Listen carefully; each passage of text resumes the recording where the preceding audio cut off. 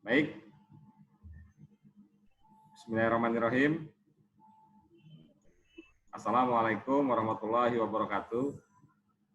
Waalaikumsalam warahmatullahi wabarakatuh. Baiklah, Bapak Ibu yang saya banggakan, hari ini kita kuliah daring ya.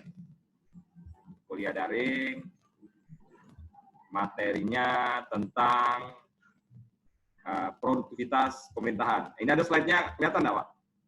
Kelihatan, Pak. Kelihatan ya? Jadi salah satu pokok bahasan dari mata kuliah kita ini adalah tentang produktivitas pemerintahan. Produktivitas pemerintahan.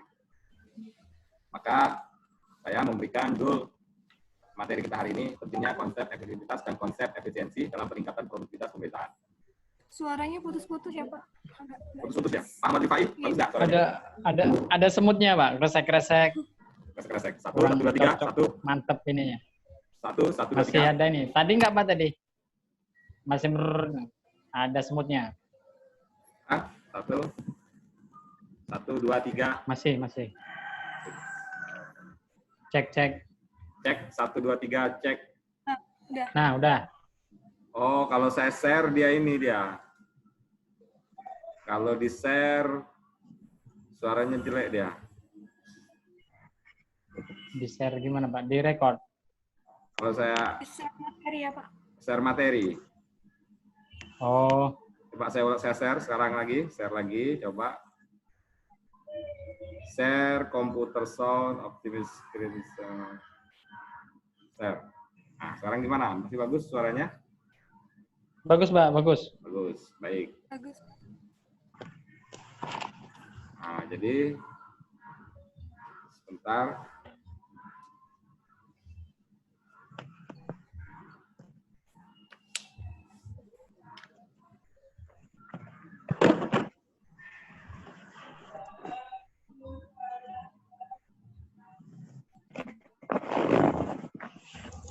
Baik, bagus suaranya. Rusak lagi. Oke, Pak. Cek. Cek, 1, 2, 3. 1, 2, 3. Nah. Kresek. Masih lagi. 1, 2, 3. Masih.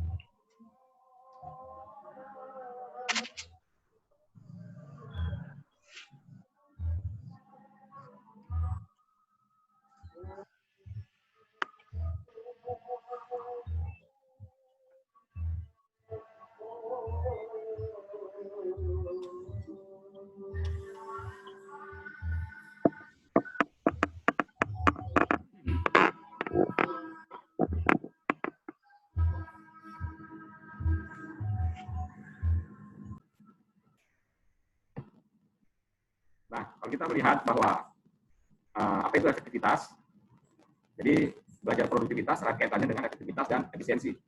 Efektivitas ini berkaitan dengan berhasil guna, artinya berhasil guna. Efektivitas itu ya berhasil, ya berguna.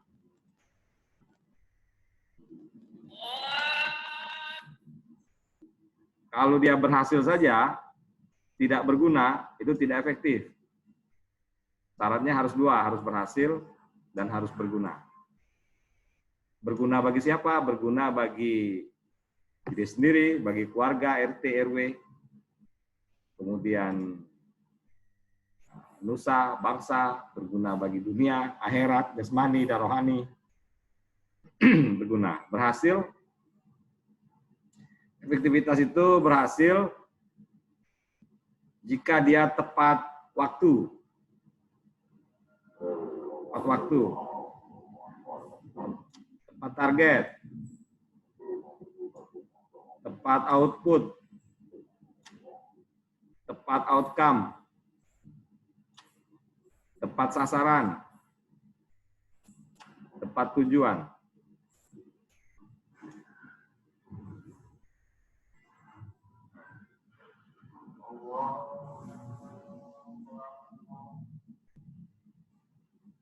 Jadi efektivitas itu, Bapak Ibu, berhasil guna, ya berhasil ya berguna. Berguna bagi diri sendiri, bangsa, negara, agama, dunia, akhirat, jasmani, rohani. Berhasil jika dia tepat sasaran, tepat tujuan, tepat waktu, tepat target, tepat output, dan tepat outcome.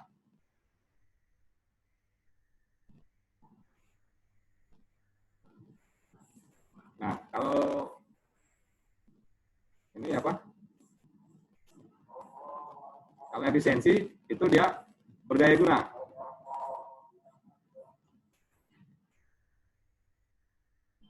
Berguna bagi diri, negara, bangsa, dunia akhirat.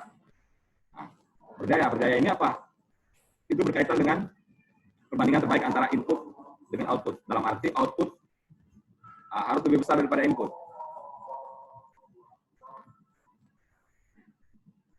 Jadi itu efisiensi. Kemudian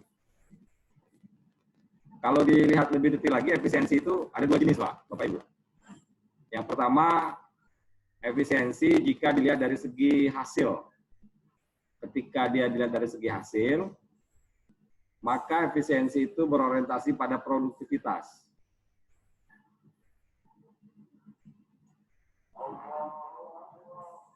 Kalau efisiensi dilihat dari segi pengorbanan, dia berorientasi pada penghematan. Kemudian efisiensi itu juga ada dua macam. Efisiensi tanpa tolak ukur dan efisiensi dengan tolak ukur. Nah, ini. Tanpa tolak ukur dengan tolak ukur. Kalau tanpa tolak ukur itu apa? Dilakukan dan membandingkan pekerjaan yang sama, dilakukan dengan cara yang berbeda. Perbandingan antara hasil dengan pengorbanan untuk mencapai hasil itu, efisiensi yang optimal adalah perbandingan terbaik antara hasil dan pengorbanan. Sementara efisiensi tanpa tolak ukur dari segi hasil apabila dengan pengorbanan yang sama mencapai hasil yang berbeda. Semakin besar hasilnya, semakin efisien. Efisiensi tanpa tolak ukur dari segi pengorbanan apabila dengan pengorbanan yang berbeda memberikan hasil yang sama. Semakin sedikit pengorbanan, semakin efisien.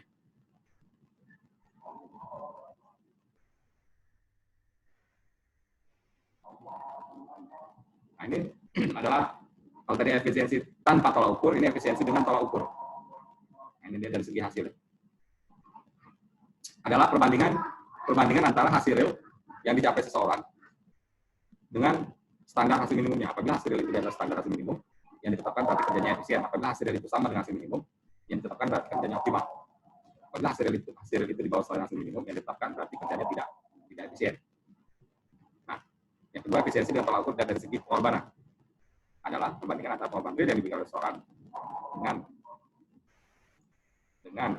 standar pengorbanan maksimum. Apabila pengorbanan realnya lebih sedikit dibanding dengan standar pengorbanan maksimum, berarti kerjanya efisien. Apabila pengorbanan realnya sama dengan standar pengorbanan maksimum, berarti kerjanya normal. Apabila pengorbanan realnya lebih banyak dibanding dengan standar pengorbanan maksimum, berarti kerjanya tidak efisien. Kira-kira kalau kata-kata ini pusing kepala kita ya, Bapak Ibu ya. Nah, jadi kita lihat dalam bentuk gambar. Nah, ini gambarnya ini. Ini adalah efisiensi tanpa tolak ukur. Tanpa tolak ukur. Nah, ini efisiensi tanpa tolak ukur dilihat dari segi hasil ini. Ini tanpa tolak ukur dilihat dari segi pengorbanan. Tuh. Kalau dilihat dari tanpa tolak ukur A dengan B, dia ini pengorbanannya sama-sama sama gitu ya. Tapi hasilnya beda. Dilakukan membanding pekerjaannya yang sama, dilakukan dengan cara lain. Perbandingan antara hasil dengan pengorbanan tercapai efisiensi adalah perbandingan antara hasil dan pengorbanan. Efisiensi tanpa tolak ukur dari segi hasil. Apabila dengan pengorbanan yang sama, mencapai hasil yang berbeda. Semakin besar hasilnya, semakin efisien. Jadi, efisiensi tanpa tolak ukur dilihat dari segi hasil. Bila pengorbanannya sama, hasilnya berbeda. Pengorbanannya sama, hasilnya beda. Berarti A lebih efisien dibanding B. Karena hasil A lebih banyak dibanding hasil B. Ya. Sebentar ya Bapak Ibu.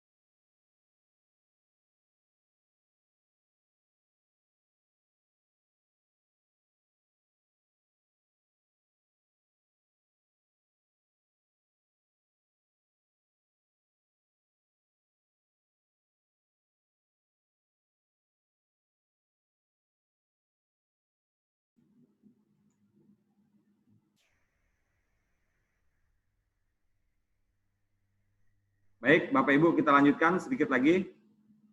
Mohon maaf, tadi ada gangguan sedikit.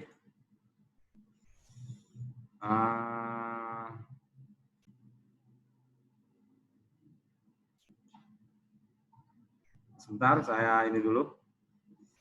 Apa namanya itu? Share screen. Nah, ini. Nah, ini. Ini adalah jenis efisiensi tanpa tolak ukur dari segi hasil. Ada lagi efisiensi tanpa tolak ukur dari segi pengorbanan. Yaitu apabila dengan pengorbanan yang berbeda memberikan hasil yang sama. Semakin sedikit pengorbanan, semakin efisien. Kalau pengorbanan yang berbeda, hasil yang sama. Nah, ini ya Bapak Ibu, A sama B, hasilnya sama. Pengorbanannya beda. Berarti A lebih hemat dibanding B. A lebih hemat dibanding B, artinya A lebih efisien dibanding B. Kalau ini tadi sama pengorbanan hasilnya beda, berarti produktivitas A lebih baik dibanding B, maka A lebih efisien. Nah, ini yang ketiga. Yang ketiga ini adalah standar hasil minimal. Nah, ini. Efisiensi ada tolak ukur, tapi dilihat dari segi hasil. Nah, ini. Kita lihat hasilnya. Hasilnya. Standar hasil minimal. Nah, ini hasil.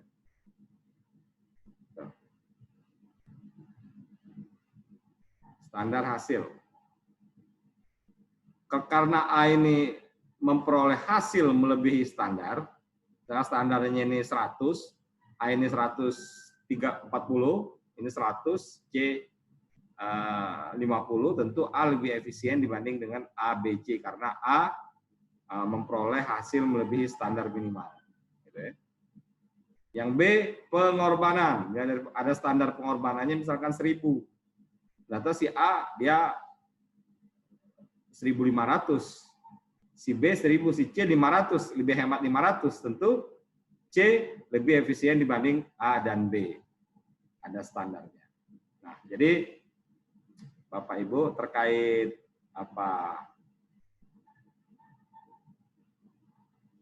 terkait materi ini, kan sering sekali nanti kalau pada saat menyusun tesis, ya, Bapak Ibu mungkin menyusun judul, ya, efektivitas kinerja, efektivitas program. Tapi kalau ilmu-ilmu sosial seperti kita, ilmu pemerintahan, itu kecenderungan dalam mengerjakan program-program pemerintah itu kan lebih efektif biasanya, lebih mengedepankan azas efektivitas dibanding efisiensi. Seperti kacang Bogor, biar tekor asal kesohor. Nah itu prinsip efektif apa prinsip efisien? Kacang Bogor efektif gitu ya. Kacang Bogor, mati dem salto. Wah, ujung sekali kan, mati dem salto. Itu kan yang penting kan tepat tujuan ya. Cuman mati dem salto kan berhasil guna, tidak ada gunanya kalau sudah mati kan. Berarti dia tidak efektif. Dia berhasil tapi tidak efektif. Konsep-konsep efektif dan efisien ini perlu dipahami dalam pemerintahan. Dan ini erat kaitannya dengan di dalam rangka peningkatan produktivitas pemerintah. Pemerintah itu kan ada biasa pemerintah, ada biasanya membuat program, visi misi dulu, visi misi program, kemudian satu program itu banyak kegiatan misalnya. Nah, dalam pengerjaannya itu ya harus efektif, harus efisien, tetap produktif. Saya rasa itu yang bisa saya sampaikan.